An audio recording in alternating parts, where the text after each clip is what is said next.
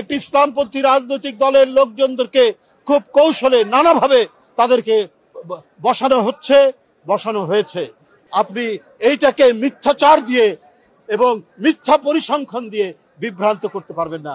আমি আবারও, তারা যাই করুক, যতই অন্ধকার নামিয়ে নিয়ে আসুক, কিন্তু আমাদেরকে সেটি করতে পারবে না বন্ধুরা আমার।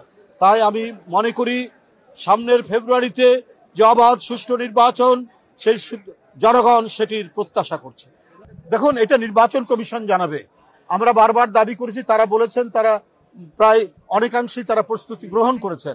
আমার মনে হয় যে সময় পেয়েছেন, এই সময়ের মধ্যে প্রস্তুতি গ্রহণ করা মোটেই কঠিন কোনো কাজ নয়। আমি আশা করি নির্বাচন কমিশন সেই প্রস্তুতি সম্পন্ন করেছেন এবং জনগণ তো প্রস্তুত, জনগণ তো ভোট দিতে প্রস্তুত।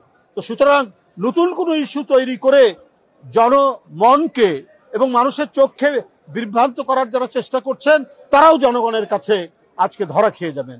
তারাও, জনগণ দেখতে পাচ্ছে, যে মানুষরা 16 বছর ভোট দিতে পারেনি, শেখ হাসিনা ভোটকে তালা দিয়ে বন্ধ করে রেখেছিলেন, নির্বাচনের নামে প্রহসন করেছেন, গরু বাছরকে ভোট কেন্দ্রে ঘোরাফেরার সুযোগ দিয়েছেন, ভোটারদেরকে ভোট দেওয়ার সুযোগ দেননি।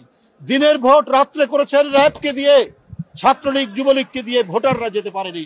তো সুতরাং এই যে দীর্ঘ 16 বছর প্রকৃত ভোটাররা ভোট কেন্দ্রে যেতে পারেনি, সেই নিশ্চয়তা বিধান করবে এবারে নির্বাচন কমিশন এবং ডক্টর ইউনূস সাহেবের নেতৃত্বাধীন অন্তর্বর্তীকালীন সরকার। অন্তর্বর্তীকালীন সরকার নিরপেক্ষ সরকার, সে কোনো দিকে হেলবে না, কোনো দিকে যাবে না।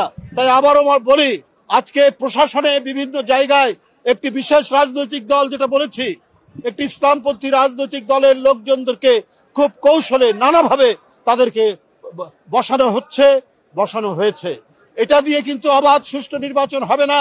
জনগণ প্রত্যক্ষ করছে, আমরাও প্রত্যক্ষ করছি কোন কোন গুরুত্বপূর্ণ পদে এই সমস্ত বিশেষ রাজনৈতিক দলের মনোভাবাপন্ন প্রশাসক এবং আমলাদেরকে বসানো হচ্ছে। তারা কখনোই নিরপেক্ষ নির্বাচন হতে দেবে না।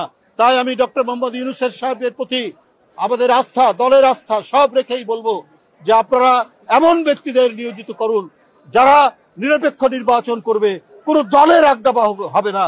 আজকে 16 বছর শেখ হাসিনা দলের আজ্ঞাবাহী নির্বাচন কমিশন, প্রশাসন, পুলিশ দিয়ে একচেটিয়া দুর্বৃত্তের যে শাসন করেছিলেন, আওয়ামী ফ্যাসিবাদের শাসন করেছিলেন, আরেকটি কোনো নতুন ফ্যাসিবাদের শাসন এদেশে মানুষ দেখতে চায় না। বন্ধুরা আমার,